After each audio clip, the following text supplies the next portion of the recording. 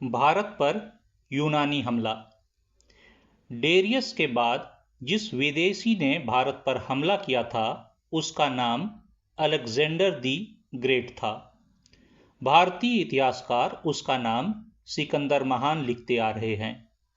Europe के दक्षिण पूर्वी कोने में ग्रीस या यूनान नाम का जो एक प्रायद्वीप है, सिकंदर वहीं के मैसिडोनिया नामक प्रदेश का राजा था। उसकी आकांक्षा बहुत बड़ी थी। वह सारे संसार का स्वामी बनने की अभिलाषा रखता था। उसने केवल 23 वर्ष की उम्र में ही सारा ग्रीस देश जीतकर दिग्विजय के लिए यात्रा की। रास्ते में वह एशिया माइनर, मिस्र, बेबीलोन, पर्शिया, बैक्ट्रिया आदि देशों को जीतता हुआ ईसा के 327 वर्ष पहले सिंधु नदी के तट पर आ पहुंचा। अटक के पास उसने सिंधु को पार किया। उस समय पंजाब के राजाओं में नाम को भी मेल न था। उन्होंने मिलकर उसे रोकने की तनिक भी चेष्टा नहीं की। तक्षशिला के राजा ने उसका स्वागत किया। सिकंदर बेखटके झेलम के किनारे पहुंच गया। पोरस का युद्ध। झेलम और चनाब नदियों के बीच के प्रदेश में पोरस नाम का एक स्वतंत्र राजा राज करता था। उसने सिकंदर से मुकाबला करने की ठानी।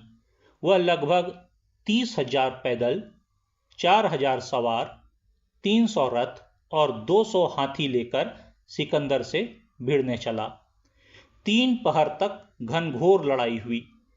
पोरस का लड़का मारा गया और वह आप भी घायल होकर बंदी हो गया।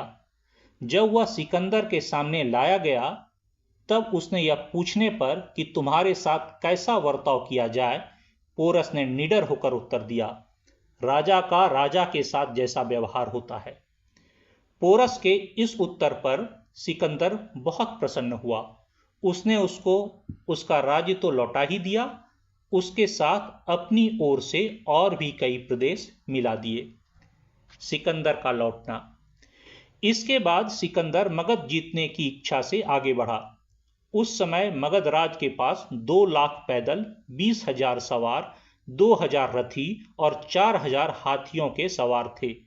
मगध राज के इस बल का समाचार सुन सिकंदर चिंतित हुआ।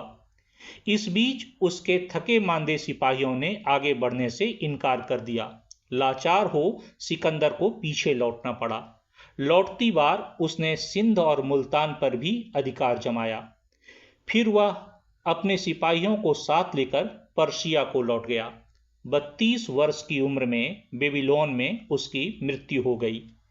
उसके मरने पर उसके सेनापतियों ने साम्राज्य को आपस में बांट लिया।